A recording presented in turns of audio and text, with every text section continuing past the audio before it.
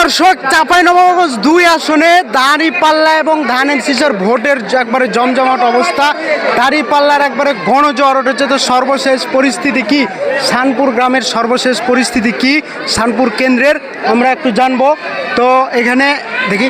আসসালামু আলাইকুম। ওয়ালাইকুম আসসালাম। দাঁড়িপাল্লার সর্বশেষ আপডেট কি, আমাদেরকে আপনার কাছে যা আছে আপনি একটু জানান।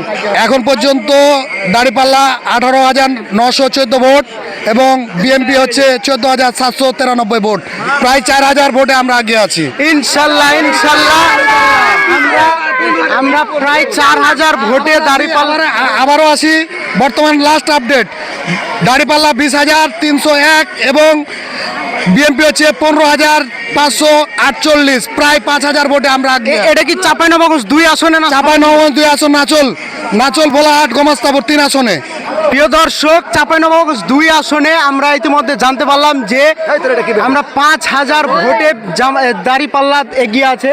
তো আমাদের শানপুর গ্রামের ফলাফল এখনো আসেনি, আমরা খুব শীঘ্রই শানপুর গ্রামের ফলাফল আপনাদেরকে জানাতে পারবো।